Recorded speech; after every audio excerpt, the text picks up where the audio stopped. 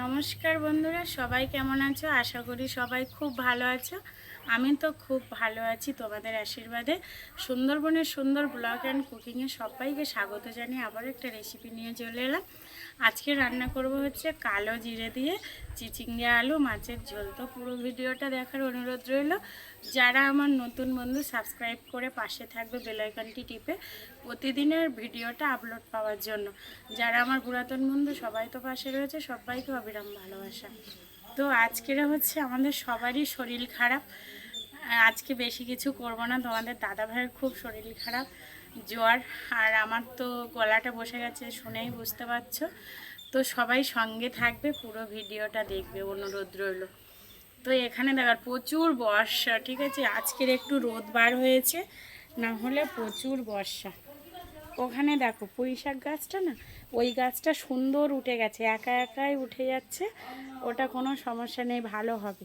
আর এই যে গাছটা না আমার খুব প্রিয়, মানে আমি নিজে হাতে বলে না সবগুলোই দেওয়া, তোমাদের দাদাভাই দিয়েছে, কিন্তু এইটা আমি সুন্দর করে তুলছিলাম। আমাদের খোলার চাল, এটা রান্নাঘর, এবার চালটা না একটু নরম হয়ে গেছে এত বর্ষায়, আর এটাও পড়ে গেছে ভারী হয়ে গিয়ে। দেখো এই যে প্যাকনাগুলো ছেড়েছে না, কতটা সুন্দর। তো একদিন, এখন তো ঠান্ডা লেগে আছে, তো একদিন এই পুঁই শাক দিয়ে একটা ভালো রেসিপি করে দেখাবো। আর এটা হচ্ছে আরেকটা, তো এতটা প্যাকনা হওয়ার কারণে ওর নিচে নেমে গেছে চাপে। আমি উপরে তুলে দিতে পারছি না, কারণ উপরটা তো নরম টালির চাল, আমি তুলে দিতে পারছি না। তো পুঁই শাক খেতে নেই, আর এমনি তো ঠান্ডা লাগলে পুঁই শাক, কচু, ভেন্ডি এগুলো খেতে নেই, কারণ হচ্ছে এক কথায় সর্দি চাপ মারে পুঁই শাক, ভেন্ডি, কচু এগুলো খেলে, সেই জন্য পুঁই শাকটা এখন খাওয়া হবে না। তো পুরো ভিডিওটা দেখবে। হ্যাঁ চলো রান্না দেখা। এখানে আমি কালো জিরে দিয়ে চিচিঙ্গা আলু মাছের জন্য নিয়ে নিয়েছি কালো জিরে, হলুদ গুঁড়ো, কাঁচা লঙ্কা, পেঁয়াজ, আদা, জিরে, আর হচ্ছে লবণ। মশলা বেশি কিছু দেব না, এই মশলাতেই রান্না। এবার আমি চিচিঙ্গা আর আলুটা কেটে নেব লম্বা লম্বা করে।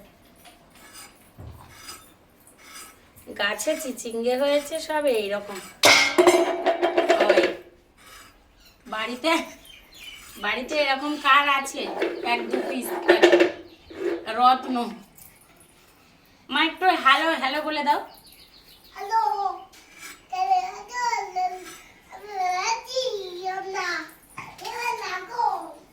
হ্যালো লাখো বলছে আমরা ভালো আছি, তোমরা কেমন আছো?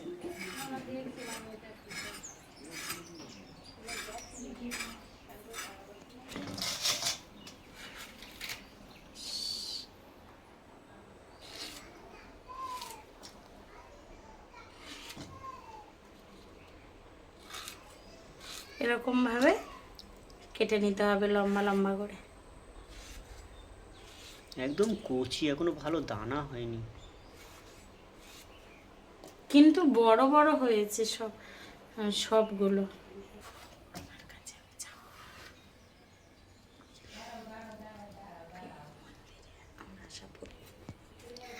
এখানে চিচিঙ্গেগুলো সব কাটা হয়ে গেল, এইবারে আলুটা কাটা হচ্ছে।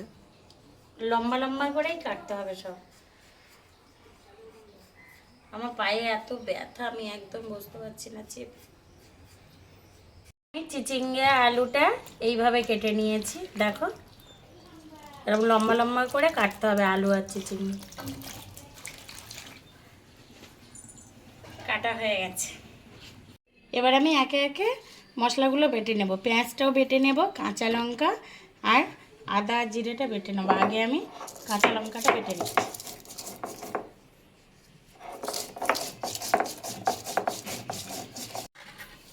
লঙ্কাটা বাটা হয়ে গেছে, এবার আমি পেঁয়াজটা বেটে নেব।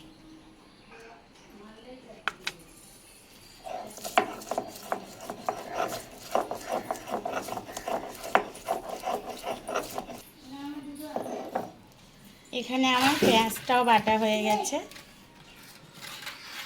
এবার আদা জিরেটা বেটে নেব।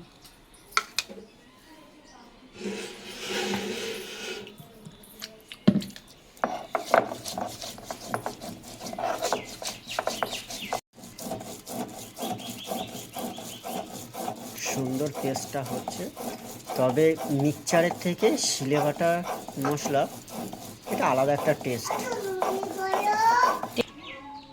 জিরেটা কিন্তু আমার বাটা হয়ে গেছে সুন্দর করে। এবার আমি গ্যাসটা ধরিয়ে নেব। এখানে আমি গ্যাসটা জ্বালিয়ে দিয়েছি।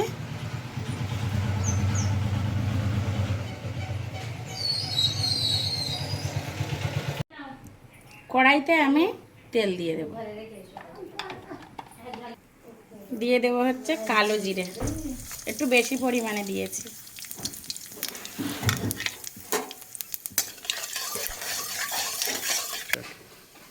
এবার আমি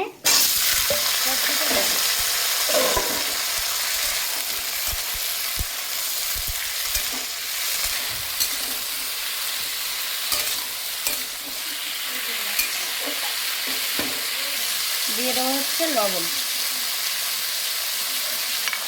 লবণ দিয়ে সুন্দর করে আমি ভাজা ভাজা করে নেব। এখানে দেখো আমি সুন্দরভাবে লবণটা দিয়ে ভাজা ভাজা করে নিয়েছি। এবার আমি একে একে মশলাগুলো দিয়ে দেব। দিয়ে দেবো হচ্ছে হলুদ গুঁড়ো, কাঁচা লঙ্কা বাটা, পেঁয়াজ বাটা, আর হচ্ছে আদা জিরে বাটা। এবার একসাথে ভালো করে আবারও কষাতে হবে সুন্দরভাবে। মশলাটা কষানো হয়ে গেছে, এবার আমি জল দিয়ে দেবো। খুব সুন্দর একটা ফ্লেভার দিয়েছে, গন্ধ দিয়েছে। পাতলা ঝোল হবে তার জন্য আমি এরকমই জল দিয়েছি। ঝোলটা কিন্তু সুন্দর ফুটে গেছে। হ্যাঁ ঠিক আছে মা। এবার আমি মাছটা দিয়ে দেবো, মাছের মাথা। ও ওয়াও! ভাজা মাছগুলো দিয়ে দেব। মাছটা আমি আগে থেকেই ভেজে রেখেছি। এবার ভালো করে ফুললে নামিয়ে নেব।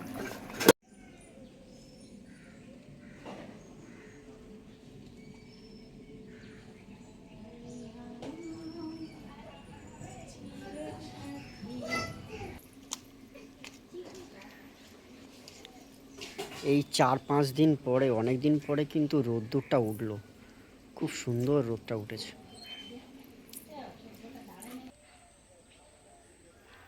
আমাদের পুকুরে কিন্তু শামলা হয়েছে, দেখেছো? সাদা সাদা ফুল হয়েছে, শামলা হয়েছে।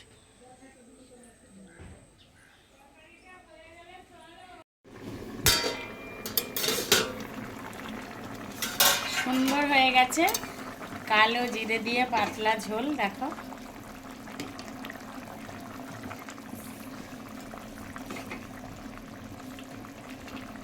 এবার আমি নামিয়ে নেব।